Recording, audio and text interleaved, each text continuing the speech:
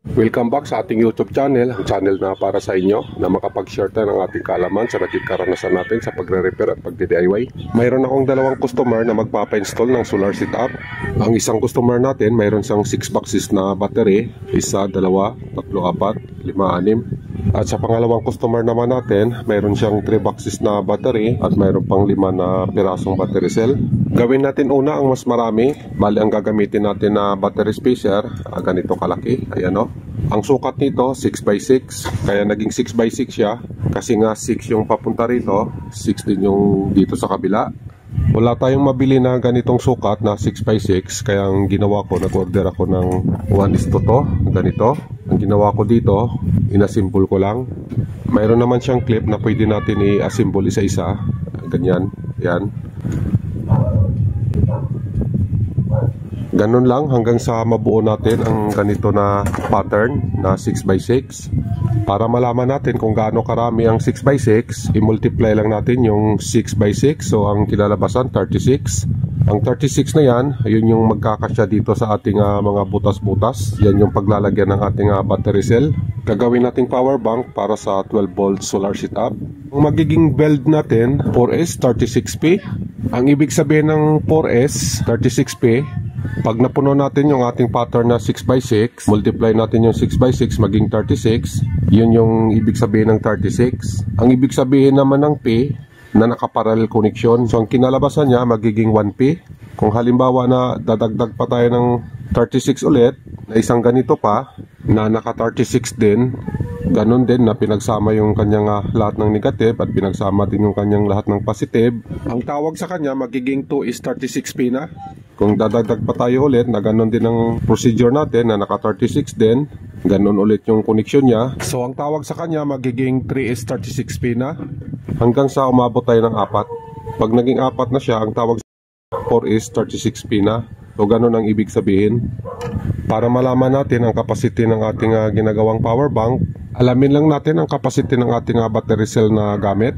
Ang gamit natin ngayon na battery, 32650 na LiPo4. Ang capacity nito nasa 6,000 mAh. Ang ibig sabihin naman ng mAh, milliampere per hour. 1,000 mAh or milliampere per hour, equivalent to 1 AH or ampere per hour. Ang gamit natin ngayon na pattern, naka 6x6 tayo. So ang ibig sabihin ng 6x6, multiply natin, naka 36 pieces tayo ang mailagay natin dito sa ating pattern. So ang gawin lang natin para makuha natin yung kanyang capacity, multiply lang natin sa capacity ng ating battery cell na gamit, kagaya nito. Ang capacity nito nasa 6,000 mAh. Multiply lang natin sa 36 pieces. So ang total ng kanyang capacity nasa 216,000 mAh or 216 AH. Pagka ganito ang setting natin na naka 36, naka 1P, ang kanyang capacity nasa 216 AH. Pero yung volts nito, kasi nasa 3.2 kasi ang nominal voltage ng battery cell natin. So pagka 1P kasi 216 AH siya na naka 3.2 volts. Pag halimbawa na dinagdagan pa natin ng isang 36, so ang mangyari ganun pa rin yung kanyang capacity. Nag-iba lang yung kanyang volts. So 3.2 times 2 magiging 6.4. Pag halimbawa na nagdagdag tayo ulit ng another 36 pieces pa na battery cell, naka 3S na tayo. Ibig sabihin na naka 3S, naka tatlong 36 na. So ganun pa rin yung kanyang magiging capacity, 216 AH pa rin siya. Kaya lang yung kanyang voltage nag times 3 na siya, 3.2 times 3. So ang kinalabasan niya 9.6. Pag halimbawa na ginawa pa nating 4, yan pang-4 na 36 na, ganun pa rin yung kanyang capacity, 216 pa rin, hindi pa rin nagbago. Nagbago lang talaga yung kanyang voltage. So naging 4 na siya, kaya ang mangyari 3.2 times 4, so magiging 12.8 volts na siya. Ganon yung build natin hanggang 4S tayo, kaya ang voltage nito nasa 12.8 at yung kanyang capacity naman nasa 216 AH or 216,000 mAh. Ganon lang yung kanyang computation sa capacity. Ang specs ng ating battery, mayroon siyang nominal voltage na 3.2 volts. Ibig sabihin ng kanyang nominal voltage between 100% na fully charged and fully discharged. Ang kanyang 100% na fully charged nito umaabot ng 3.65 volts. At yung kanyang fully discharged naman hanggang 2.5 volts. Out of 100% na fully charged, 80% lang yung mga gamit natin sa discharge. Kasi yung remaining na 20%, yun na yung kanyang protection cut-off. Bago tayo magsimula sa paggawa ng power bank, kailangan talaga na i-check voltage natin ang lahat ng battery cell. Mas maganda kung ang reading natin nasa nominal voltage na 3.2 or mahigit pa. Okay naman ang reading ng bawat cell, nasa 3.2 at saka 3.3. So ang next na ginawa natin, after natin na ma-reading yung bawat isang cell, nag-equalization tayo para mabalance natin yung bawat isang cell. Ang ginawa natin, pinagsama natin lahat ng kanyang positive. Itong side yung kanyang positive at saka yung kabila naman yung kanyang negative lahat. Ang purpose ng ating equalization para maging isang reading ang lahat ng battery cell. Mas maganda kasi kung balance silang lahat bago natin i-build. Pwede na natin kalasin kasi nga nasa isang araw at kalahati din yung pag-equalize natin sa mga battery cell.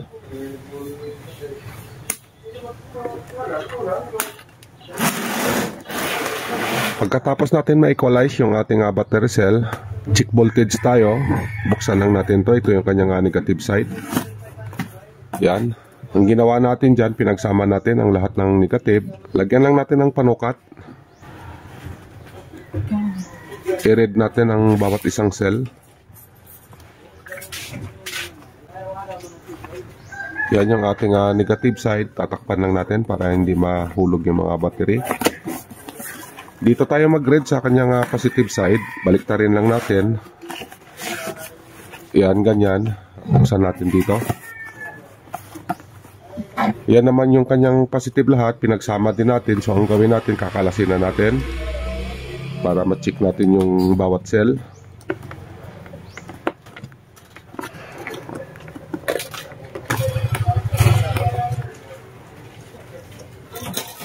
Nalis na natin yung wire. Set lang natin yung ating multimeter sa DC volt. Ayan, naka-DC volt na yan. Read lang natin ang bawat isang cell. Yan, may reading tayo na 3.31. 3.31 din. 3.31. 3.31. 3.31. 3.31. 3.31.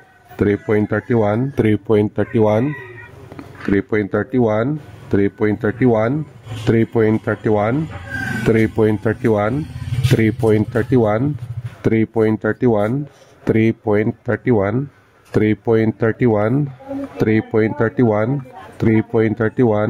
3.31, 3.31, 3.31, 3.31, 3.31, 3.31, 3.31. Ayan, success naman yung pag-equalize natin. Kita nyo naman yung reading ng bawat isang cell, nasa 3.31 lahat. Kaya ginagawa natin ang pag-equalize para hindi mahirapan yung ating BMS at saka balancer na ilalagay. Yan yung ating first na 36 pieces na battery cell. Ang ginawa natin, inuna natin yung kanyang positive. Yan yung kanyang positive na may sign na globe, ayan o. At saka yan naman yung kanyang negative. So ang ginawa natin, inuna natin yung kanyang positive. Yan, ganyan. So ang naging likuran niya, negative na lahat. Ang ginawa ko, naglagay ako ng plain washer kasi nga para maganda yung ipit niya doon sa kanyang tabing wire. Kasi kung titingnan mo yung dulo niya, mayroon kasi siyang nakaumbok na stopper din siguro yan, kaya lang hindi masyadong malapad. Kaya ang ginawa ko, gumamit na lang ako ng plain washer. Nilagay natin dyan para lumapad yung kanyang pinaka-stopper. Kasi pag wala kasing plain washer, ganyan lang kalapad yung kanyang stopper, masisira yung ating tapping wire. So mas maganda talaga pag may plain washer siya. Ganyan. Pagka naglagay tayo ng tapping wire, pagkatapos ilalak natin ng ganyan.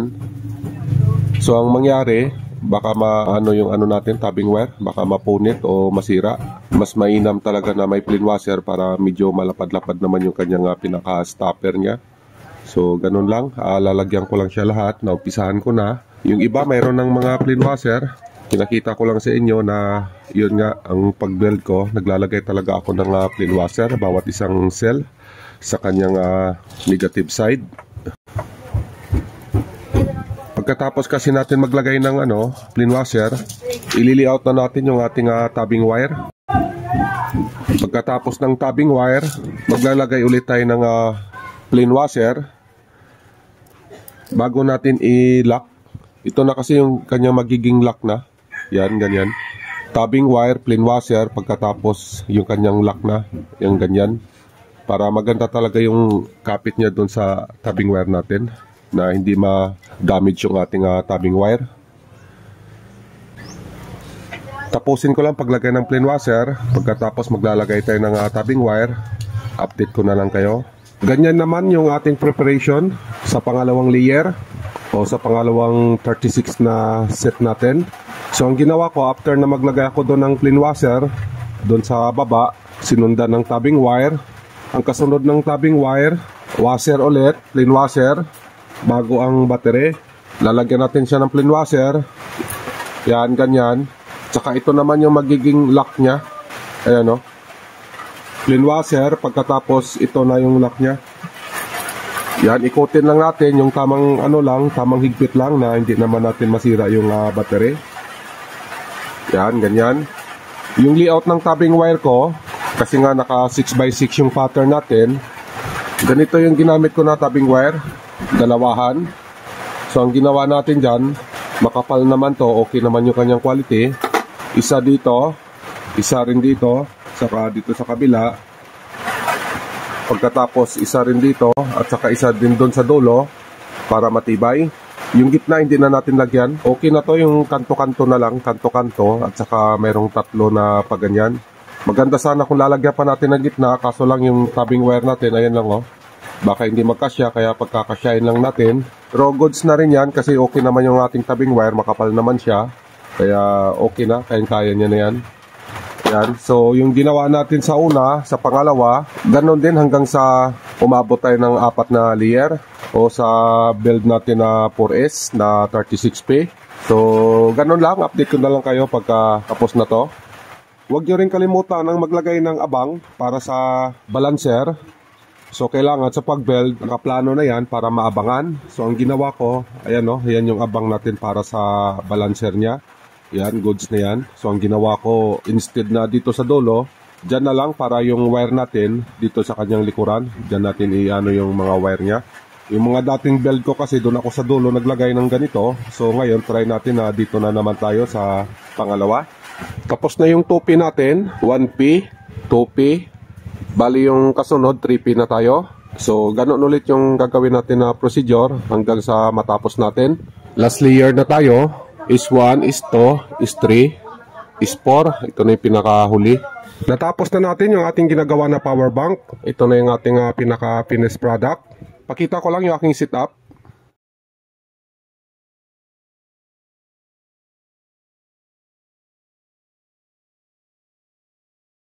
So yan, mayroon siyang BMS. Yan yung pinaka-protection niya sa ating battery. Para maabot niya yung tamang cycle, kung ano ang cycle ng ating battery cell, maaabot niya sa tulong ng ating BMS. At naglagay din tayo ng balancer para sa kanyang equalization ng bawat battery cell natin. Kailangan kasi yan para sa protection din ng ating battery. Ang kanyang harap, ito yung ating positive side, tsaka yung kabila naman yung ating negative side. Mayroon tayong output para sa load. Ang ginamit natin na BMS, common port. So ang ibig sabihin, yung charging natin at saka discharging, isa lang. Yan yung itsura ng ating build na 4S 36P.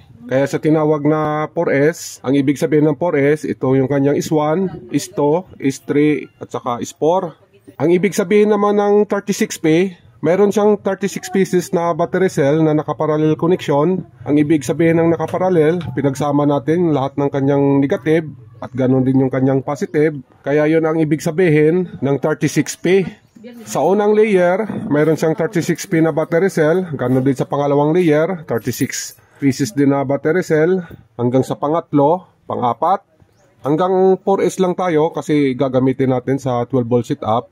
Bali ang pinalabas natin na voltahe 12 volts. Para sa 12 volt solar setup natin, ready na rin yung ating mga junction box na siyang magbibigay ng supply dito sa i-install natin na mga junction box. Mayroon tayong siyam na junction box para sa boarding house ng ating customer. Siyam na piraso, ang ibig sabihin ang isang junction box para sa isang ROM, mayroon tayong siyam na junction box para sa siyam din na ROM. Bali ang naka-install sa junction box natin, mayroon tayong nilagay na charger para sa cellphone, naka-dual charger. Naglagay din tayo ng protection, fuse. para in case na magka-problema sa load, yung ating fuse lang ang masisira o magbibigay ng protection. At saka naglagay din tayo ng dimmer para sa kanyang ilaw. Ito na yung magiging output ng ilaw niya, na pag halimbawa na gusto natin hinaan yung ilaw, pipihitin lang natin. Pag sinagad naman natin, yun naman yung kanyang switch. Yan, ganyan. Adjustment ng kanyang liwanag at saka yung kanyang na rin, pinaka-switch. Naglagay tayo ng outlet sa baba. Ang ginamit natin na outlet, yung ganitong klase, yung pang sasakyan. At ito naman yung kanyang pinaka-plug. Ito yung ating female. Ito naman yung ating male plug. Ganyan lang, ipapasok lang natin yan. Supply sa ating electric fan. So ganun lang yung pinaka-outlet ng ating electric fan. Bali ito na yon. Yan, yan yung gagamitin natin sa outlet ng ating electric fan.